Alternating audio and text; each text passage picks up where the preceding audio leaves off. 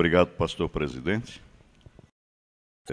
Senhor presidente desse concílio, senhor presidente do Conselho da Igreja, irmãs e irmãos da Ecúmena que estão aqui presentes, irmãs e irmãos que vêm de vasto Brasil.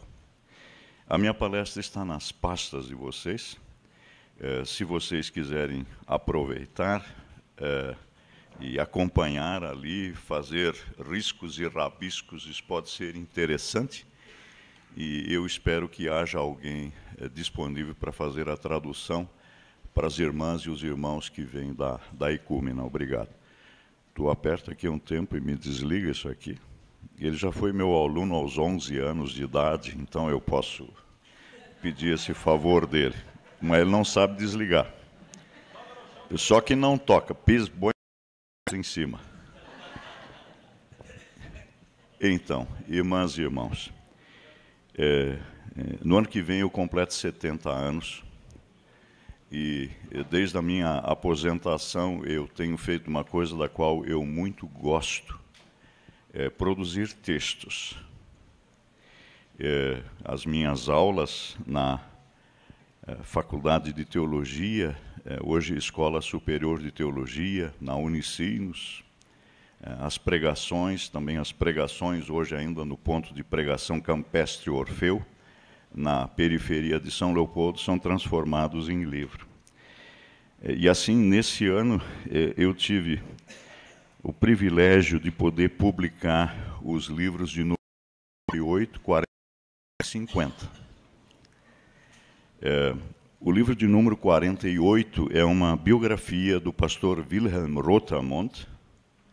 Em dezembro nós vamos lembrar os 140 anos da vinda dele ao Brasil. Ele veio para ficar 6 anos e acabou lançando os fundamentos institucionais do que hoje é a Igreja Evangélica de Confissão Luterana no Brasil.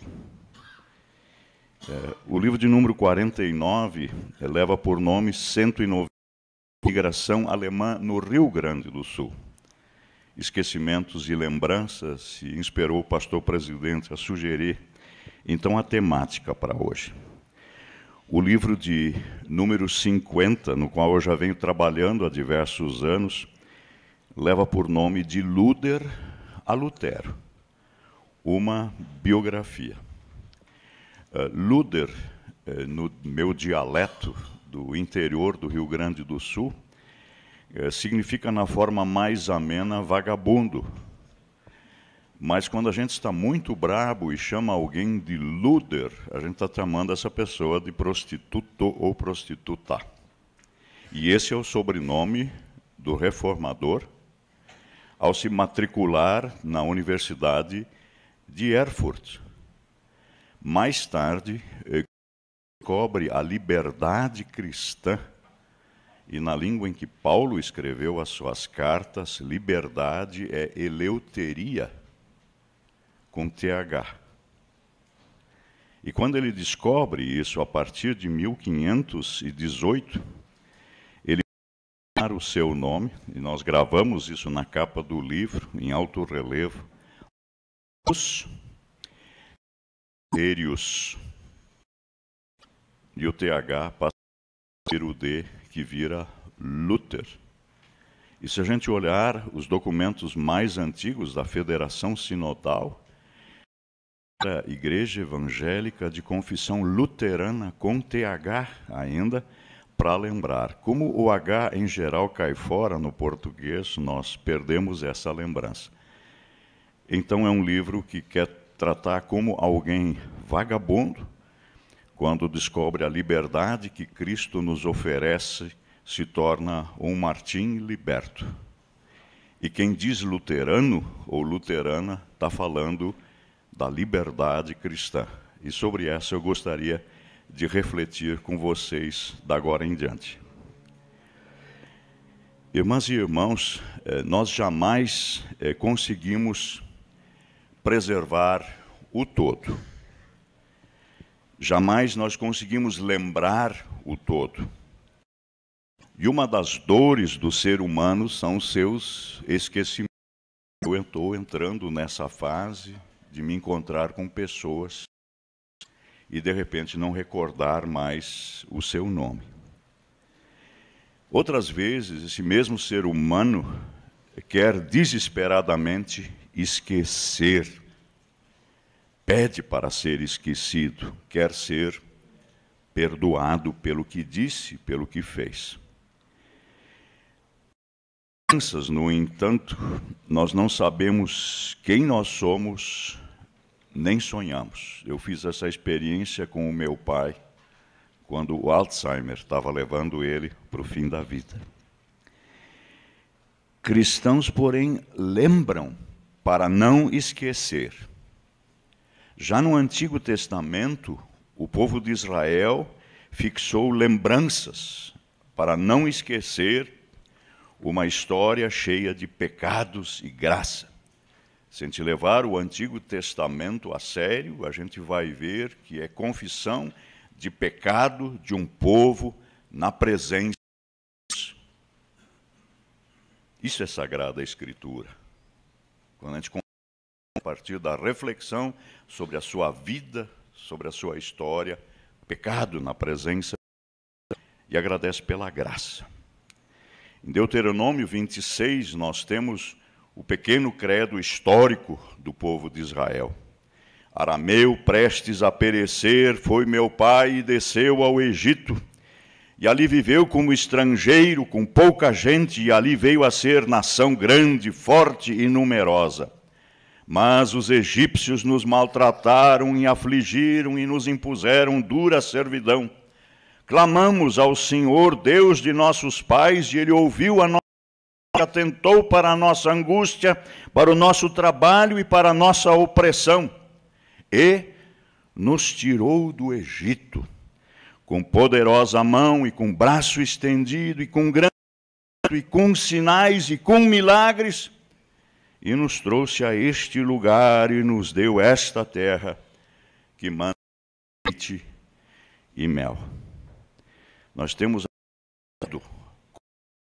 na história. E a primeira comunidade cristã, e nós podemos analisar todos os sermões que estão nos Atos dos Apóstolos, e ali vai haver sempre de novo um canto firme, que é a base da nossa confiança. Jesus, o Nazareno, varão aprovado por Deus, com milagres, prodígios e sinais, os quais o próprio Deus realizou por intermédio dele, como vós mesmos sabeis, sendo este entregue pelo determinado desígnio e presciência de Deus, vós o matastes, crucificando mãos de iníquos, ao qual, porém, Deus ressuscitou os grilhões da morte, porquanto não era possível fosse ele retido por ela. A esse Jesus Deus ressuscitou, do que todos nós somos testemunhas. Esteja absolutamente certa, pois, toda a casa de Israel, de que este Jesus que vós crucificastes, Deus o fez Senhor e Cristo. Da junção da tradição de Israel e dos apóstolos, decorre o fato de não haver culto cristão sem confissão de fé comunitária, que diz do Deus Criador, do Filho Redentor e do Espírito Santo, Consolador e Animador. Confissão de fé comunitária fala da experiência com Deus, da certeza de que Deus entra e participa de nossa história, continua presente na história. Por isso nós falamos de sua presença em nossa vida. Nossa comunhão só é possível por causa da sua presença, mesmo quando o sentimos ausente. Mas também na ausência, Deus se faz presente. Sua comunidade cristã o sabe muito bem. A experiência de cruz, a maior experiência da expressão da pregação de Jesus é a diaconia. Nela que se tem os sinais do reino de Deus. Ali onde parece que Deus está ausente, a comunidade luterana coloca sinais de sua presença, consolando, edificando, curando, caminhando até a sepultura, acolhendo pessoas para as quais não há mais espaço, que nada sentem de prosperidade. A solução não é deixar de sofrer, porque existe uma solução, fecha aspas. A solução é falar do Deus sofrido, que sofre com os que sofrem, e Ele lhes dá esperança de vida eterna, experimentada já aqui na comunhão. A Igreja Evangélica de Confissão Luterana é aquela parte do povo de Deus no Brasil que experimentou sua presença de maneira especial e peculiar. Ela tem o privilégio de ser a primeira comunhão cristã a congregar dissidentes religiosos cristãos de maneira permanente no Brasil e abrir caminhos para os direitos dos diferentes. Nós jamais deveríamos esquecer disso. No Maranhão se colocou, desde 1824, presente no Brasil. Nós somos os primeiros católicos, por isso o povo sem direito. A ISLB foi a primeira a lutar para que todos no Brasil pudessem ter acesso a cemitérios, ter seus matrimônios reconhecidos e seus filhos não mais serem considerados filhos naturais. Como não tem criança, eu vou dizer a expressão verdadeira, filhos da puta. A ISLB foi o primeiro grupo do Brasil a lutar por liberdade religiosa e, por isso, por liberdade de consciência. Por isso, ela não pode desistir de acentuar o legado da reforma luterana trazida ao Brasil por gente prestes a ser. Muitos aqui também pereceram, confessar.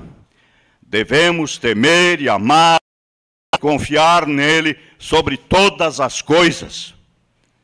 Martinho Lutero, na primeiro mandamento. Em Sorocaba, aqui em São Paulo, não muito distante de Rio Claro, nós encontramos o primeiro cemitério luterano do Brasil. Ali, imigrantes suecos sepultaram uns aos outros, pois não havia pastor. Ali viveu o filho de pastor luterano, cuja mãe Raquel, avó de nosso primeiro historiador, Francisco Adolfo de Varnhagen, em Berlim, participava do círculo de estudiosos Friedrich Daniel Schleiermacher, o fundador da Universidade de Berlim. Os luteranos de Sorocaba tiveram sorte semelhante aos de Santo Amaro, em São Paulo, que sepultaram seus mortos no cemitério da colônia sem acompanhamento pastoral e que iniciaram ali suas vidas chorando, pois haviam sido separados de famílias, inclusive crianças de colo, quando da partida do porto de Amsterdam Texel em 1828. ISLB surge como igreja comunitária, é igreja base, imigrante, que participou dessa tragédia, escreveu em 1828, temos um Deus que nos ajuda, um Senhor que salva da morte. E ele cita aí o Salmo 68. Morte foi experiência que acompanhou luteranos brasileiros ou a caminho do Brasil em todas as épocas. Morte é a experiência que continua a nos acompanhar, como diz Lutero, em um de seus hinos, em meio ao tempo de nossa vida, estamos envoltos na morte. A quem nos buscamos que nos dê auxílio, de quem obtenhamos graça, a não ser a ti, Senhor, somente. Mesmo em meio à violência, à doença terminal, Igreja de Confissão Luterana tem o que dizer. Ela é diacônica. Após haver sepultado no mar sua esposa, a mãe da criança. A votação de Friedrich Oswald Sauerbrunn, primeiro documento da história da ISLB. Hoje, eu, Friedrich Oswald Sauerbrunn, sepultei no recém-fundado cemitério de Nova Friburgo ao meu filhinho Carlos Leopoldo. Sua mãe, Charlotte, nascida Kühlenthal, foi por mim sepultada no oceano. Morte foi a experiência de nosso segundo pastor, João Jorge Ehlers, ao ver seu filho morto na Revolução Farroupilha por bala de canhão. Morte foi a experiência de nosso terceiro pastor ao ser degolado durante a mesma revolução por forças imperiais legalistas. Morte foi a experiência de cristãos luteranos na Guerra Cisplatina, na Revolução Farroupilha, na Guerra do Paraguai, da qual já participariam luteranos do Vale do Itajaí, em Santa Catarina.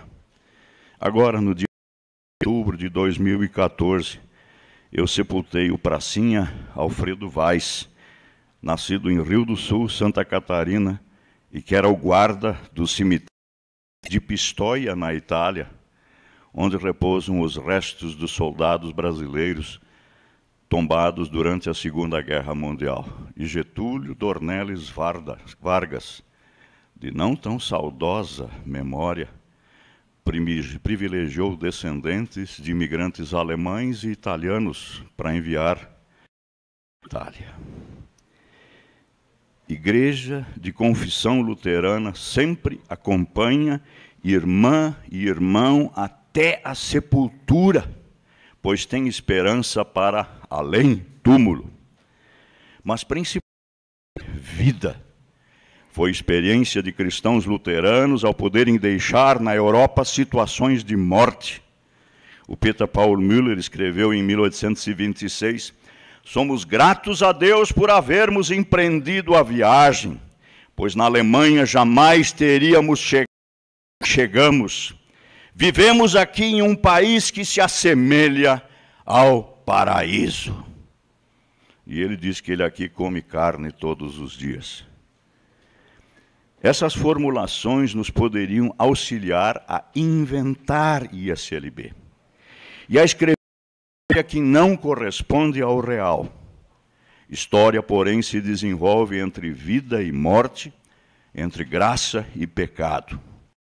Essa é a experiência da ISLB. ISLB é igreja de comunhão e, simultaneamente, igreja de difícil comunhão. Essa tensão, paradoxo, tem origem na procedência de seu povo. Sempre é bom lembrar que ISLB não surgiu a partir da decisão de alguma sociedade missionária ou da atividade missionária de alguma denominação, mas da fé de leigos e leigas, e tem se mantido a partir dessa fé. Sua fé é plural, pois desde o início suas comunidades foram plurais e buscaram por unanimidade, apesar da pluralidade. Nesse aspecto, ela é, por exemplo, bastante diferente da IELB, brotada da atividade de missionários que juntam um povo em torno de conhecidos. A ISLB surge negociações e continua negociando, por vezes até demais. Talvez seja importante implementarmos mais o que negociamos. A Igreja Evangélica de Confissão Luterana no Brasil foi formada por cristãos que vinham de diversas igrejas territoriais alemãs ou de igrejas de tradição reformada da Suíça ou da Holanda, marca da Ucrânia, da Rússia. Mas houve também pessoas de tradição anabatista. Em sua maioria, haviam estado incorporados a igrejas territoriais, nas quais o príncipe exercia o supremo episcopado.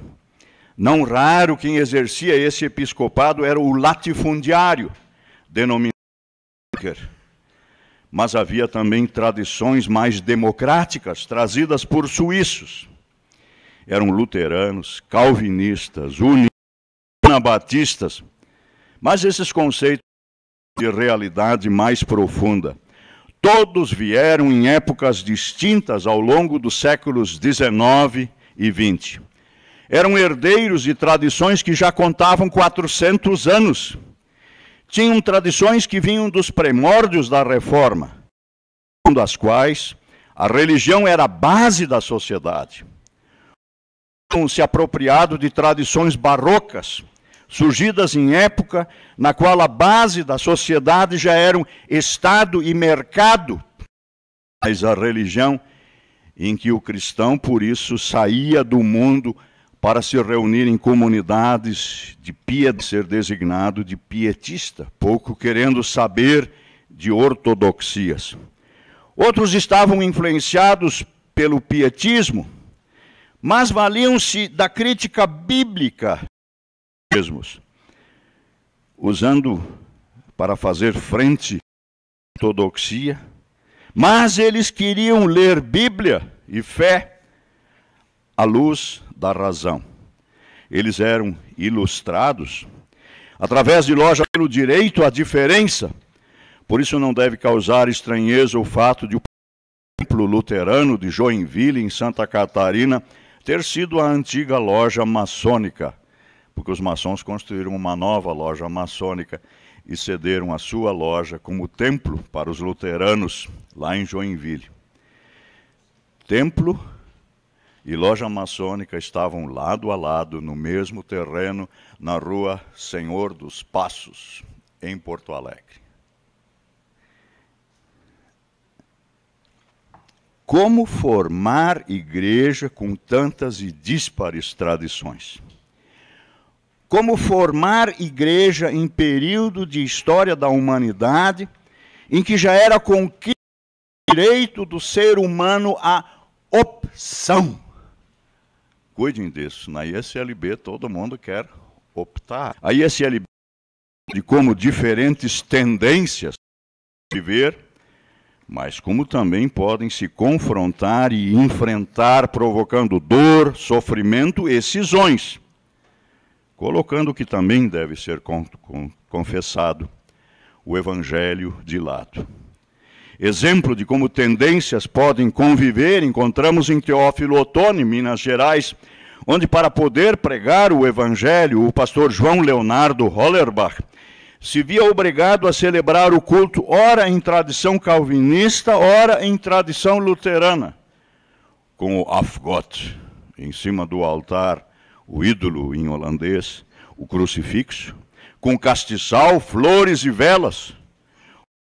Celebrar o culto sem o afgot, sem castiçal, sem velas, sem Bíblia sobre uma mesa. Hoje, o templo central resultante de seu trabalho paciencioso leva por nome Igreja Martin Luther. Na comunidade que nos hospeda, os reverendos Johann Jakob Zink e Theodor Albert Kölle, ambos luteranos de cepa, ensinaram o catecismo de Heidelberg, de tradição reformada, e o catecismo menor de Lutero, para poderem reunir em uma comunidade suíços reformados e alemães luteranos. Mesmo que ambos fossem puritanos, eles souberam mediar entre puritanos e bailantes. Contra o baile, mas os membros queriam baile. E mediaram. Em outras áreas, neopuritanos do final do século XIX não conseguiram viver com pietistas do século XVIII, do que há 140 anos, a data mais precisa é 2 de agosto, dos Mucker, outra palavra para pietista, lá no Morro Ferrabrato, com consequências para Santa Isabel, em Santa Catarina, onde o pastor suíço é chamado até Florianópolis para se apresentar ao presidente da província, porque em Santa Isabel havia acontecido um reavivamento e se tinha medo que o muquerismo estava se transferindo para Santa Catarina. Mas também houve pessoas que preferiram deixar a fé dos pais, porque isso facilitava a integração na população brasileira. Outros, como em Domingos Martins, no Espírito Santo, enfrentaram o presidente da província em Vitória, tinham a promessa de fornecimento de pastores, quando este os aconselhou a que se tornassem católicos. E eles disseram: não viemos ao Brasil para sermos católicos. A SLB, por povinho complicado, lutador e que encontrou o caminho e continua a por ele lutar. Não menos complicado, lutador e decidido foi nosso clero. Nossos primeiros pastores, lamentavelmente, foram desqualificados por colegas que os sucederam. É um vício de pastores. E que desconsideraram as condições sob as quais os primeiros trabalharam. Sauerbrunn, atuando na Alemanha, pregava igreja simultânea, primeiro usada pelos luteranos, às 8h30, pelos católicos. Missas e cultos eram celebrados debaixo do mesmo teto.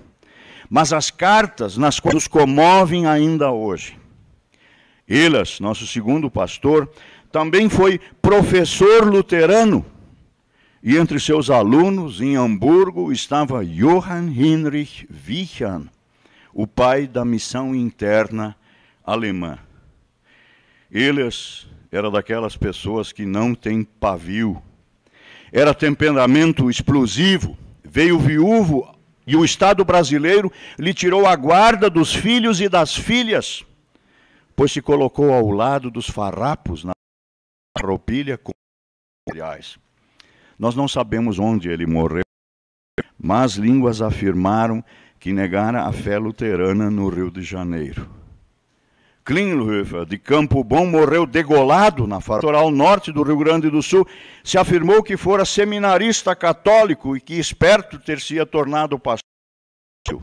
Impiedosamente, meus primeiros colegas foram desqualificados. Realmente temos que perguntar: de quem Deus se vale para anunciar seu evangelho? De gente nem sempre muito recomendável. Klinghöfer e Foges também foram proprietários de escravos. Brotchen, primeiro vice-presidente do Sínodo Rio-Grandense, e depois aquele pastor que vai chamar os primeiros missionários da Yelp para virem ao Brasil, herdou bens de seu sogro escravocrata. Será por acaso que o reformador Martim Lutero nos tenha legado como últimas dentre suas muitas palavras a sentença: Wir sind Bettler, hoc est verum. Somos mendigos, esta é a verdade. Antes foram as apreciações feitas em relação a Hölzel e Hoffmann em Joinville, a Oswald Hesse em Blumenau. Pior foi feito com aqueles luteranos em regiões para vieram pastores da Europa, mas que sentiram chamados e animados por irmãos e irmãs a assumirem funções pastorais. Foram classificados por seus colegas como pseudo-pastores. Na realidade, falsos pastores num português comum, mas na realidade eram pastores. Um deles, coitado, por ter nascido em Trier, terra natal de Karl Marx, logo foi qualificado de comunista. Sem eles, no entanto, não existiria ISLB. E em reverência, eu menciono o nome de Alexander Voss, sepultado no cemitério dos Brauch, no interior de São Lourenço do Sul, no Rio Grande do Sul.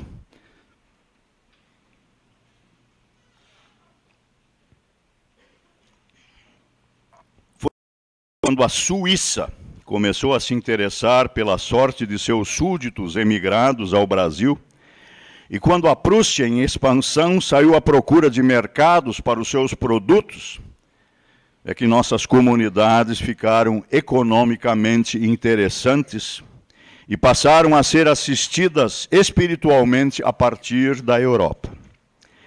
Aí então foram consideradas dignas de serem preservadas, mas já tinham 40 anos de existência. Tinham suas capelas, suas escolas, seus cemitérios, mas ainda lutavam para que seus filhos não fossem considerados bastardos e para que seus matrimônios fossem Suíça e passaram a nos enviar obreiros, os quais formam então um clero multicor. Multicor eram as comunidades, multicor o clero. Vieram da parte da Sociedade Missionária da Basileia, da Sociedade Missionária de Barmen, do Comitê para os Alemães Protestantes na América, quase todos fortemente influenciados pelo rei e capazes das maiores renúncias. O primeiro pastor desta comunidade foi enviado de Basileia para o Brasil com $10 e a bênção. E a comunidade luterana de Rio Claro existe hoje. Quando o movimento neoconfessional se manifestou, a Associação das Caixas de Deus, o Gotteskasten, nos enviou obreiros formados em Neuendettelsau, em Hermannsburg, em Breklum. Houve obreiros que vieram da África, outros dos Estados Unidos, para as quais haviam sido enviados pelas sociedades missionárias antes mencionadas. Outros daqui partiram para os Estados Unidos. E em 1900, a Igreja Territorial da Prússia publicou lei eclesiástica possibilitando a filiação de nossas congregações àquela igreja territorial. Ela assegurava, então, complementação salarial para os pastores, auxílios às comunidades que mal conseguiam se manter. Esse auxílio foi muito importante. Por trás dele havia, contudo, interesse político expansionista. Nossas comunidades tiveram que se declarar expressamente alemãs em sua denominação. A comunidade do Rio deixou de se chamar Comunidade Franco-Alemã para ser só Deutsche Evangelische Gemeinde Rio de Janeiro. E todas as nossas comunidades eram desde então Deutsche Evangelische Gemeinde Evangélica. O que fez com que muitas vezes o designativo alemão se tornasse quase que identificação confessional. Membros que não falassem mais o alemão deveriam, por exigência da Igreja Territorial da Prússia, ser encaminhados a outras denominações protestantes, anglicanos, metodistas e presbiterianos. Quebrou-se aí com o encaminhamento que já estava em andamento, o abrasileiramento da igreja. A Igreja da Prússia criou especialmente para o Brasil, a Argentina e o Chile um seminário evangélico para a diáspora, que teve diversas sedes, Soest, Stettin e Ilsenburg. A esses obreiros, a ISLB deve para algumas liturgia uniforme, tomada da Igreja da Prússia. Outras regiões tiveram sua liturgia influenciado pela Igreja Evangélica Luterana Bávara. A vinda de obreiros europeus foi importante para o encaminhamento de formação de Igreja Nacional. Depois de tentativa dos obreiros,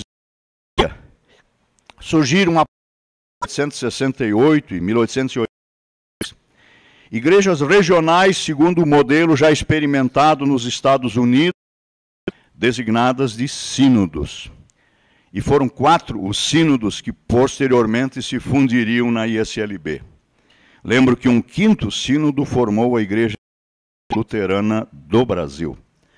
Os sínodos procuraram promover comunhão entre comunidades e paróquias. Nós éramos uma igreja de igrejinhas.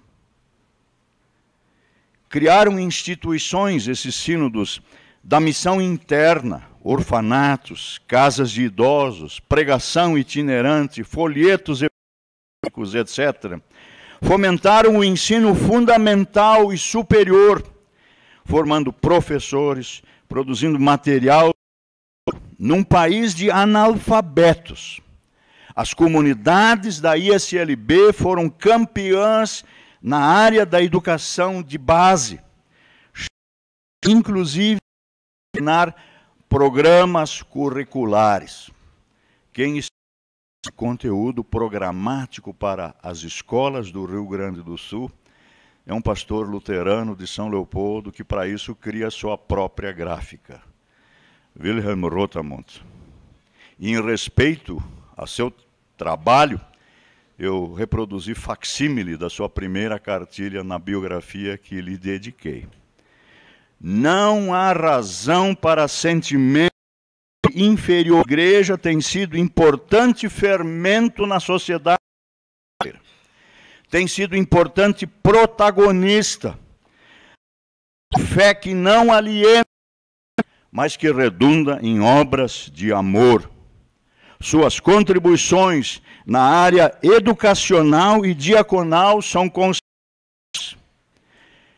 Desde do século XVII, terceiro ano de vida para ambos os sexos, e a tradição foi trazer a confirmação acontecia aos 13 anos, porque nós todos já tínhamos meninos e meninas 5 anos de escolaridade e podíamos estudar o catecismo menor, ler a Bíblia e acompanhar os cultos com cântico.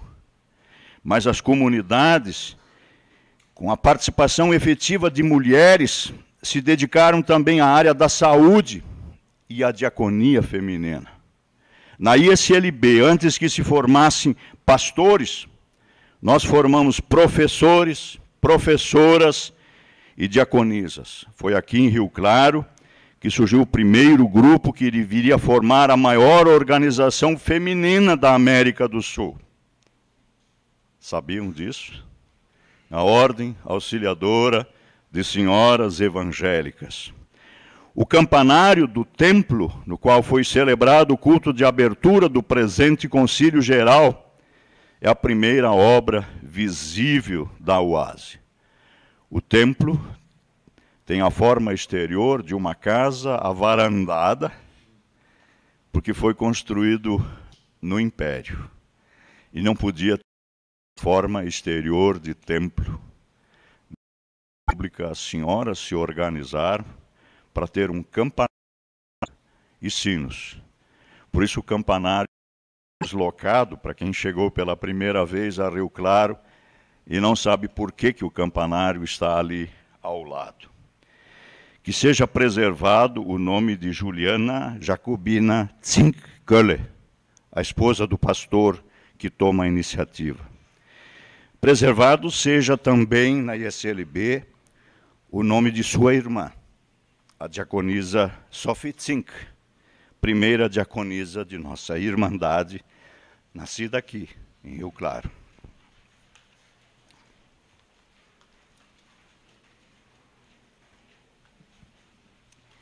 Se para a formação da ISLB é importante a vinda de obreiros da Europa, da África e dos Estados Unidos, devemos também reconhecer que tais obreiros formaram um corpo nada uniforme. Se plurais eram as tradições teológicas dos evangélicos luteranos, plurais eram também as tradições de seu clero. E essa pluralidade, não raro, levou a cisões, a opções por outras denominações. O primeiro livro de batismos e matrimônios dos metodistas do Rio Grande do Sul contabiliza expressivo número de pessoas antes luteranas. Cisões houve desde a chegada de obreiros oriundos da atual Lutheran Church Missouri Synod.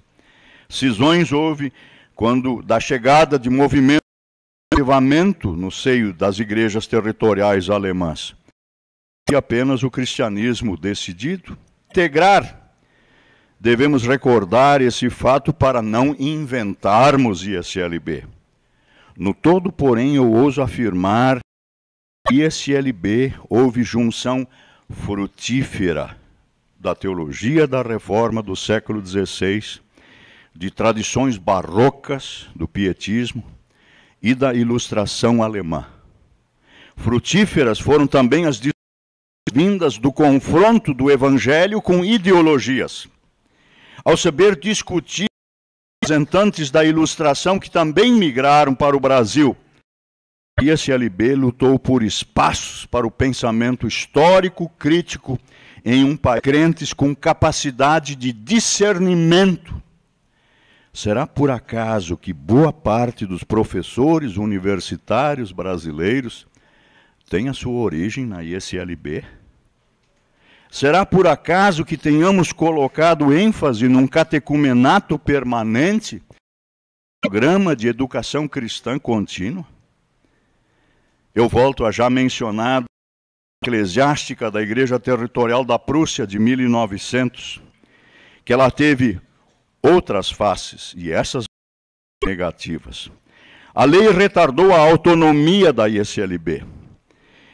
Em sua grande maioria, nossas comunidades se filiaram à Igreja da Prússia, que nomeou então um representante permanente, com sede inicial em Porto Alegre, com o título de Propst, prepósito. Essa figura significou uma administração paralela, pois esvaziou as funções dos sínodos. A relação mais estreita, então, efetivada com o reino alemão, nos tornou vulneráveis. Mesmo sendo brasileiros já de terceira e quarta geração, nossos membros e comunidades foram vistos como representantes de potência estrangeira, levando inclusive à perda de bens e assassinato de parte de órgãos brasileiros. A luterana de Florianópolis, Santa Catarina, foi transformada em centro de tortura, primeiro por Vargas, depois pelo regime militar de 1964. Mais grave ainda foi a postergação na formação de ciências nacionais. Nosso primeiro centro de formação teológica só veio a ser instalado no final de 1945. Tem a minha idade.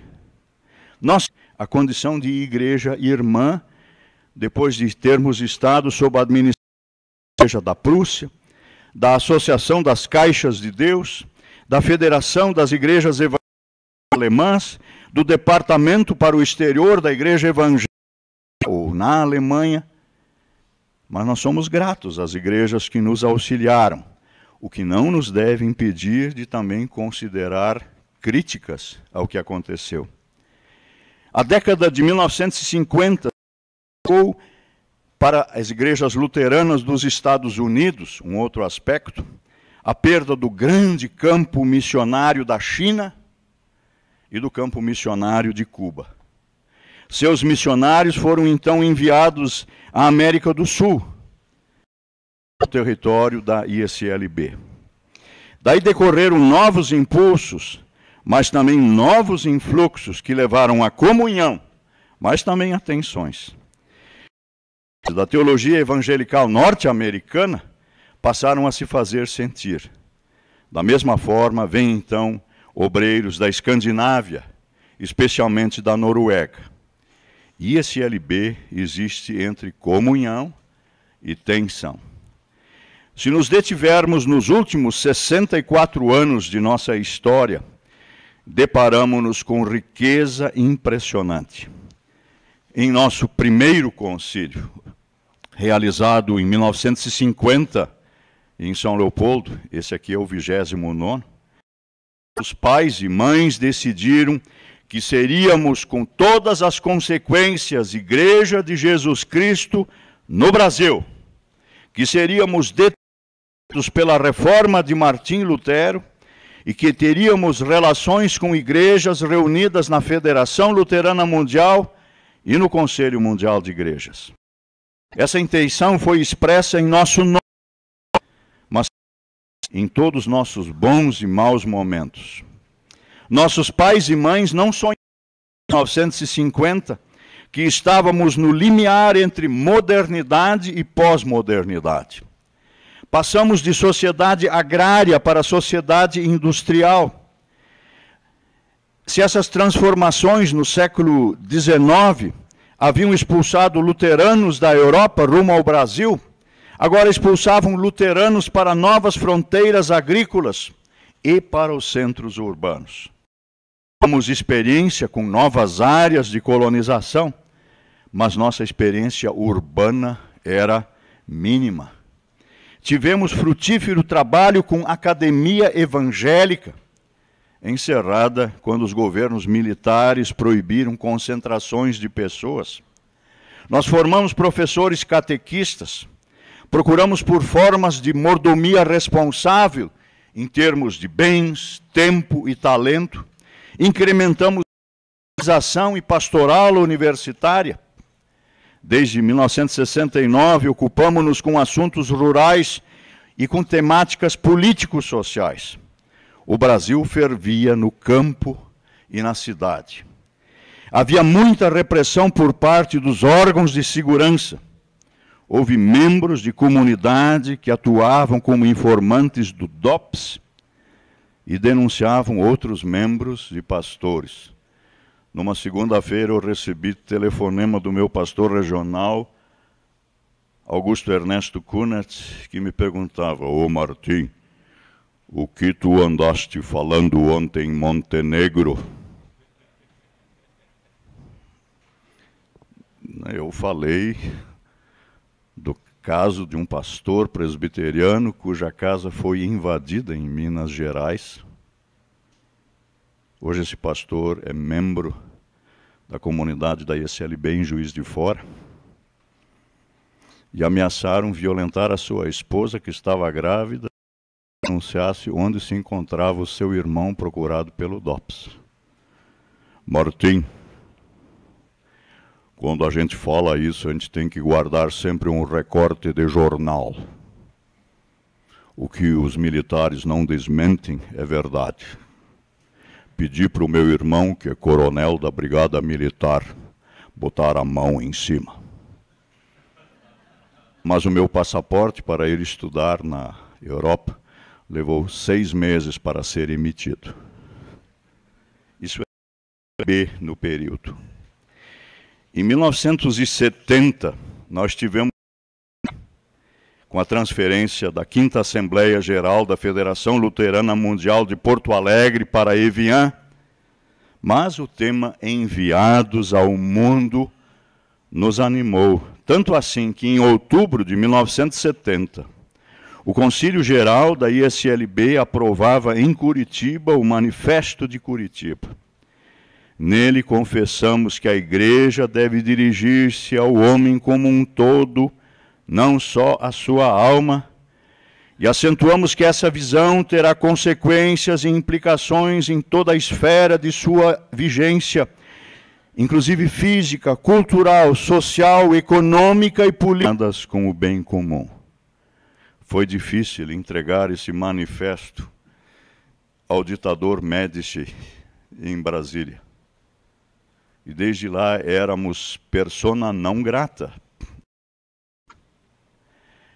Somente em dezembro daquele ano, a Igreja Católica, seu manifesto, ouvi o clamor do meu povo. Ô igrejinha pequenininha. ISLB. Desde então, o ISLB soube solicitar anistia. Teve gente que foi contra. Falou da situação dos colonos afetados pela construção de barragens. O pessoal era expulso por Itaipu e foi para onde estava então a 6ª Região Eclesiástica. O ISLB discutiu com a FUNAI, exigiu a aplicação do Estatuto da Terra e a realização de reforma agrária, e teve também profundo envolvimento ecumênico, porque esse trabalho tinha que ser feito com irmãos e irmãs de outras denominações. Numericamente, nada mais que uma igrejinha, a ISLB tem sido importante fermento na massa que é a sociedade brasileira.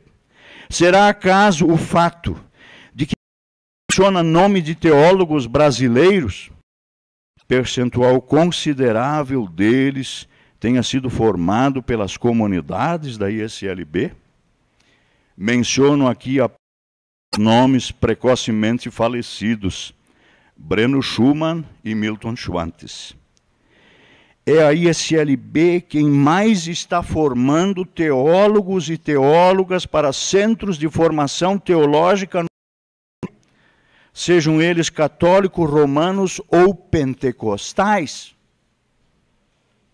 Quase que todo o corpo de professores do seminário da Assembleia de Deus em Joinville, Santa Catarina, foi formado em São Leopoldo, na Este.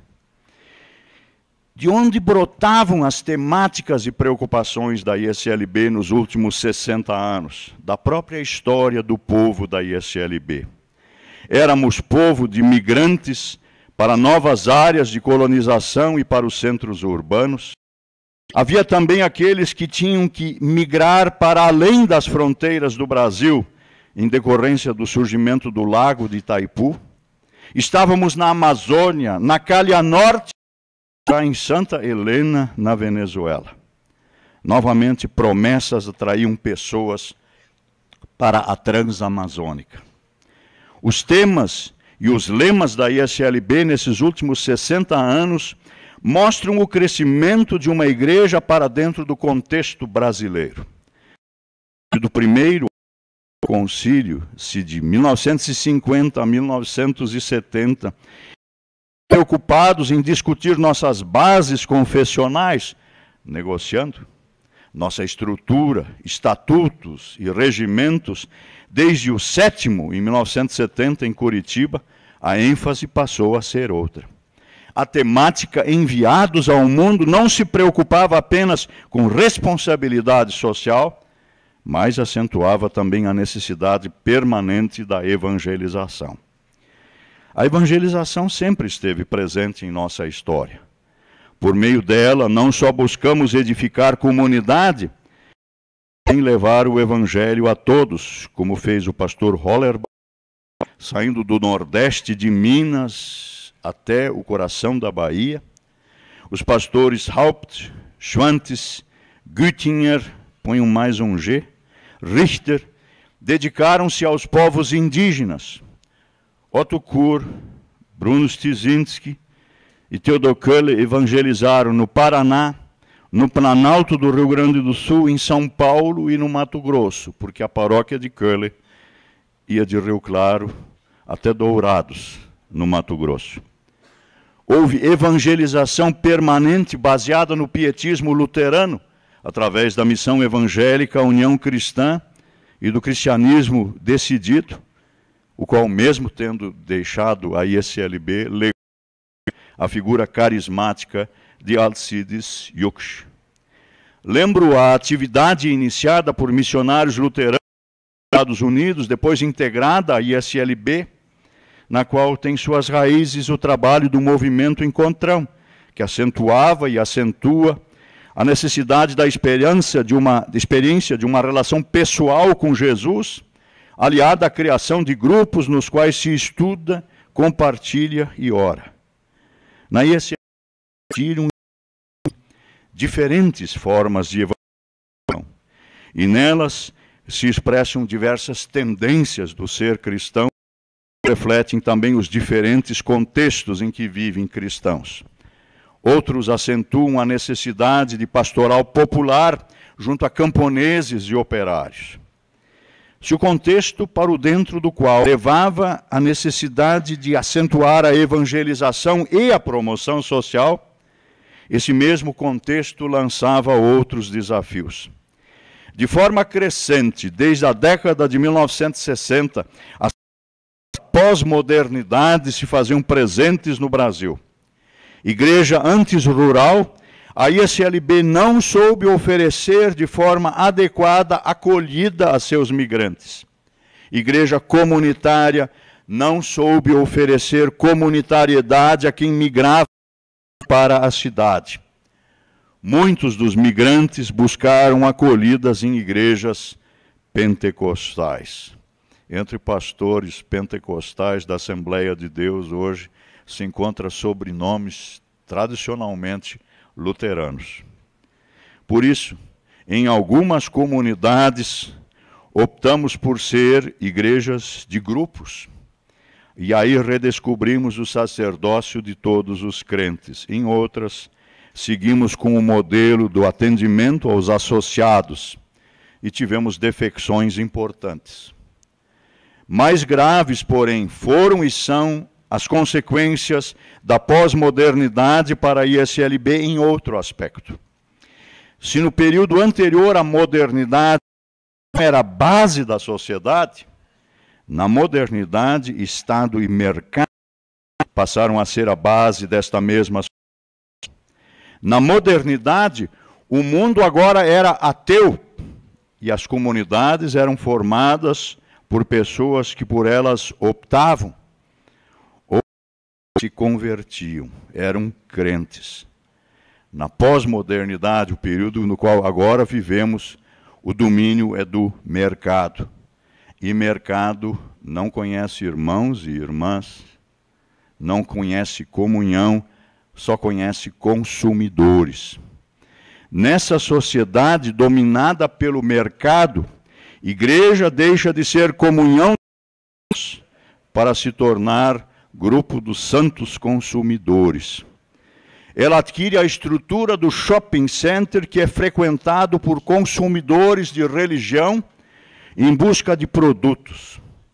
Produtos são então adquiridos por dinheiro e a religião é novamente monetarizada como há 500 anos atrás. Nada é de graça. Tudo é dos consumidores. E sem pecado, quais o nome Jesus funciona como palavra mágica que exorciza. O Evangelho da graça e da misericórdia de Deus já não parece mais ser chamativo, pois como falar de graça e misericórdia em mundo dominado pelo mercado, o que vale são as leis do mercado que oferece produto religioso em belas embalagens. Notaram que até as capas das Bíblias ficaram mais coloridas? É linda aquela que é dedicada às mulheres. Tem umas até com Dior. Procurem, senhoras e senhoritas. 500 anos após a reforma do século XVI, no entanto, suas temáticas são muito atuais. E 190 anos após a chegada de sua mensagem ao Brasil, elas têm que ser reacentuadas, sob pena de perdermos o Evangelho. Por isso se faz necessário esta lembrança. A ISLB tem mandato desta reforma e é por ela responsável no Brasil. Antes de mais nada, é necessário acentuar o primeiro mandamento. Eu sou o Senhor teu Deus, não terás outros deuses além de mim. E a explicação de Lutero. Devemos temer e amar a Deus e confiar nele sobre todas as coisas.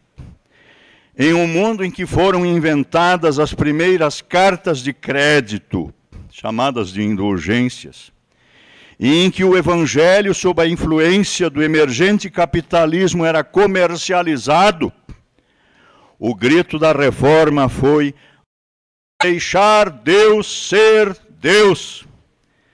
Vejamos seu rosto assim como ele é, como ele se mostrou no Cristo crucificado. Tomemos o Cristo crucificado como medida para nós. Deus vem ao nosso mundo e dá de graça seu amor, seu perdão. Deus aceita o ser humano incondicionalmente de graça. Deus não é Deus da prosperidade, mas aquele que acolhe o que está à beira do caminho. Cabe à ISLB reacentuar quando nosso Senhor e Mestre Jesus Cristo disse: fazei penitência, quis que a vida dos crentes fosse um contínuo arrependimento. 31 de outubro de 1517. O amor de Deus não pode ser comprado. Segundo, se não conseguirmos afirmar que devemos deixar Deus ser Deus, jamais conseguiremos dizer que o Deus justo é o Deus que se compadece do pecador e que o aceita incondicionalmente em Jesus Cristo. Não lhe impõe condições, mas apenas espera que nele confie. Deus se compadece dos injustos, dos pecadores que creem. Por isso, justificados por graça e fé. Terceiro, para nossos pregadores e pregadoras, é de fundamental importância que saibam distinguir na palavra de Deus as duas partes que formam seu peitilho. Evangelho. Teólogos e teólogas que não souberem distinguir entre lei e evangelho não merecem esse nome. A lei ordena a justiça que deve ser cumprida. O evangelho aponta para Cristo, no qual está cumprida a justiça que é aprendida pela fé. A lei não é caminho que leva à salvação. Evangelho não é missão cumprida, é dádiva. E uma pergunta para nós é: se confiamos em nós mesmos, em nossas capacidades e potencialidades, ou em Cristo? Comunidade só vive quando sabemos distinguir entre lei e evangelho, porque senão nós vamos excluir a todos e terminamos com a comunhão. Também a ela, isso deve ser ensinado para que não transforme a lei em evangelho. Quarto, qual é o Deus que pregamos? Nós, porém, pregamos a Cristo e a este crucificado. 1 Coríntios 1, 23. Ao entrarmos no mais humilde templo luterano, nos deparamos com a cruz. Mais ele será se nela estiver o corpo do crucificado. Ressurreição não significa que o corpo não tenha mais as marcas do crucificado, suas chagas. O rosto que Deus nos apresentou é o rosto do crucificado. No crucificado que sabe como e quem é Deus. Deus quer ser reconhecido a partir de seu sofrimento. Deus quer que adoremos aquele que está oculto no sofrimento. Visto como na sabedoria de Deus o mundo não o conheceu por sua própria sabedoria, aprove a Deus salvar aos que creem pela loucura da pregação. 1 Coríntios 1, 21. Nossa própria sabedoria quer conhecer a Deus na prosperidade. Deus quer ser reconhecido na cruz e no sofrimento de Jesus.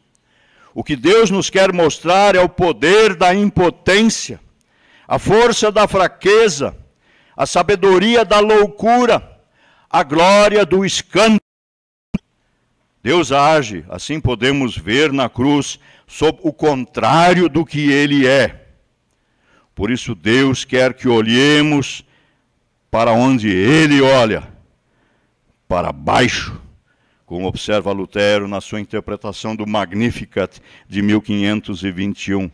Deus olha também para os nossos cemitérios. A Universal Deus não faz sepultamentos, porque Deus é um Deus que concede apenas prosperidade. Quinto, num país dominado pela pós-modernidade, a lógica do mercado também está determinando nossa leitura da Bíblia. Bíblia, porém, nada mais é, segundo Lutero, do que uma manjedoura dentro da qual Cristo está deitado. Se não o encontramos, temos apenas Die Bibel ist eine Krippe, darin Christus liegt. Findest du ihn nicht, so hast du eitel Stroh. Bíblia é autoridade porque aponta para Cristo. Tudo, porém, o que nela não aponta para Cristo é palha. Mesmo que tenha sido escrito por Paulo, Pedro ou Tiago. Jesus é o único conteúdo da Bíblia. Era Lutero. É ele quem confere credibilidade ao texto e é também quem o interpreta. Todo que lê Bíblia ou a interpreta tem que se curvar ante o Cristo. A Bíblia é clara, ela não necessita de revelações especiais para a sua interpretação, porque a revelação se chama Jesus Cristo e ela deve ser interpretada em relação a Cristo. Sexto, o que é então igreja? Santo de Deus no mundo, Lutero. Fundamentado na palavra de Deus, Jesus Cristo, por ele alimentado, mantido e fortalecido, onde o evangelho da graça e da misericórdia é pregado, onde os sacramentos do batismo e da Eucaristia são administrados conforme a instituição, onde o perdão dos pecados é anunciado e vivido, onde são chamadas e ordenadas pessoas, onde a oração e o meio de santificação da Santa Cruz estão presentes. Tentação e perseguição. O que perfaz a vida do cristão. Oração, meditação e tentação. Se não tiverem tentação, não creiam que sejam boas cristãs e bons cristãos. Igreja é ainda assim a comunhão dos santos. Nós temos aqui aspecto que a ISLB jamais deveria ter. Igreja não é shopping center onde se adquire grosso, sabonete de descarga, óleo vaginal. Sabem que já tem até sex shop evangélico? Camisinha abençoada. Podemos adquirir essas coisas e seguir com elas para casa. Igreja é comunidade, comunhão, vias em comunhão. Por isso nossas comunidades deveriam ser locais de comunitariedade, onde pecadores e pecadoras agraciados são acolhidos, porque todos carecemos da graça e da misericórdia de Deus. Não vamos perder a eleuteria, a liberdade que esse evangelho, quando o monge Martin Luther descobriu a liberdade cristã, trocou, como lembrei no início, o D de seu sobrenome por um TH. Era o Martim liberto pelo evangelho da graça e da minha liberdade, só seremos luderanos, vagabundos. Com a liberdade seremos e permaneceremos luteranos, capazes de anunciar a liberdade que temos em Cristo e falar de nossas esperanças, dizendo que o fim do mundo, se o fim do mundo vier amanhã, ainda pagaremos as nossas dívidas e plantaremos macieiras, pois este mundo é e continua sendo o mundo amado por Deus. O céu já nos foi dado de graça, por isso vamos fazer obras de preservação da boa criação de Deus. Muito obrigado.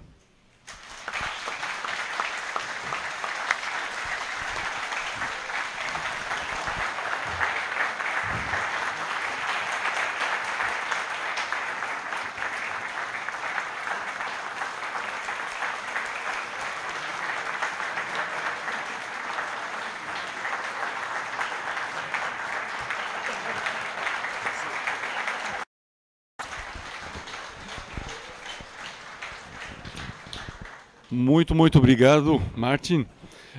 Nós queremos aproveitar para fazer também o lançamento do livro, né, de Luther a Lutero, que está aí, que você colocar um pouquinho assim do que é, convocar também para a leitura do mesmo. Né? Nós temos, eu acho que é importante, em função de apropriar de novo dessa história e resgatá-la para nós mesmos. Obrigado, pastor Nestor.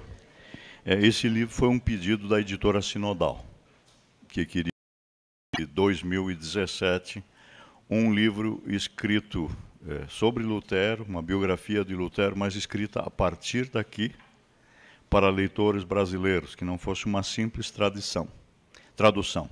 Eu disse, eu não vou conseguir trazer nada de novo. Eu não tenho acesso aos arquivos europeus, onde está o material, onde tudo pode ser estudado. Posso trazer uma leitura. Na década de 1950, saiu uma biografia de Lutero escrita por um pastor presbiteriano aqui no Brasil. Vicente Temudo Lessa publicou o livro Lutero. Arno Dreyer publicou também uma pequena biografia de Lutero, mais ou menos na mesma época. Walter Altmann publicou um livro sobre a teologia de Lutero, que acompanhou muitas gerações já entre mentes. Mas essa leitura. O que me impressionou em Lutero, estava lá no livro de registro de matrícula, que ainda existe hoje, estava escrito Martinus Luther ex Mansfeld, de onde é chamado Debate de Heidelberg, onde ele vai falar da teologia da cruz, que me orientou profundamente dessa manhã. Ele, quando comunica a um amigo os resultados do debate que tinha havido em Heidelberg, ele pela primeira vez Martinus, a forma latinizada de Martin, Martinus Eleutherius. Por causa da eleuteria que está na Carta dos Gálatas da Liberdade. Luteranos e luteranos são pessoas livres de medo, angústia, opressão. Isso a gente não devia perder e deveria de sempre poder anunciar. Isso nos dá liberdade de falar também, dizer as coisas como elas são. Isso é Lutero. E então eu procurei mostrar na caminhada de Lutero como ele vai de Luther a Lutero, e mostrei como a gente muitas vezes na caminhada de fé volta a ser Luther, vagabundo, e pode perder também a liberdade. Isso se nota em alguns do velho Lutero em relação a judeus,